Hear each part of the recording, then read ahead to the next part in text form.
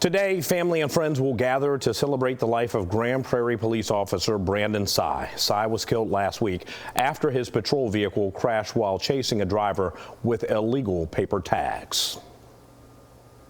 His loss is absolutely devastating to us all. We love and miss him. Officer Brandon Sy died guarding our democracy and protecting our freedoms that we all hold dear. On Friday night, hundreds of people attended a candlelight vigil in honor of Officer Sy. The officer's family watched from inside on the second floor of police headquarters while the Grand Prairie police chief had those in attendance turn on their cell phone flashlights during the emotional service. The celebration of life for Officer Sy will be held at Gateway Church in Grand Prairie. It starts at 11 o'clock this morning. The trial of Oath Keepers founder and North Texas native Elmer Stewart Rhodes could go to the jury this week. The defense is expected to complete its closing arguments today. Prosecutors delivered their closing arguments Friday, saying, quote, a mountain of evidence shows Rhodes and 4 other defendants plotted to use force to stop the transfer of presidential power.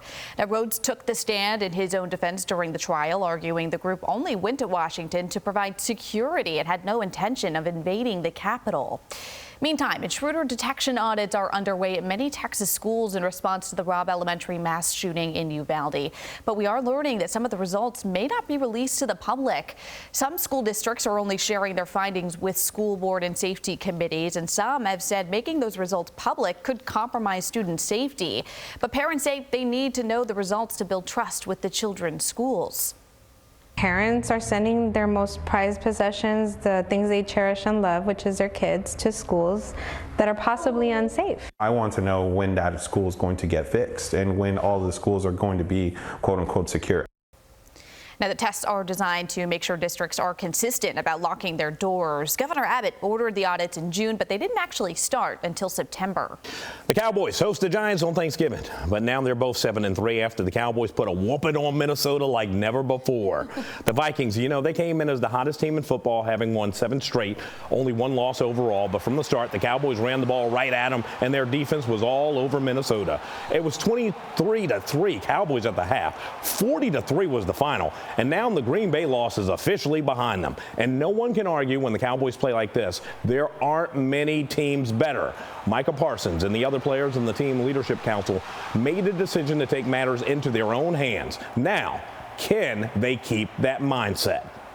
This team can be special, but we've got to take it one game at a time. And as I said, we can't have a winning hangover and think that start smelling ourselves after this win. I'm just so impressed with the way these guys open up their hearts and really challenge each other. And so, and I think all that is, part of this championship, formula that you have to have.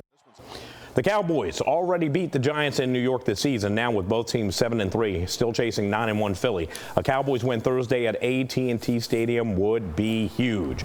Now, it was a close call for TCU Saturday afternoon, but the Horned Frogs, this might have been the biggest game of the weekend. They are still in the hunt for a national title, beating Baylor 29-28 in Waco with his game-winning, undefeated season-saving field goal as time expired.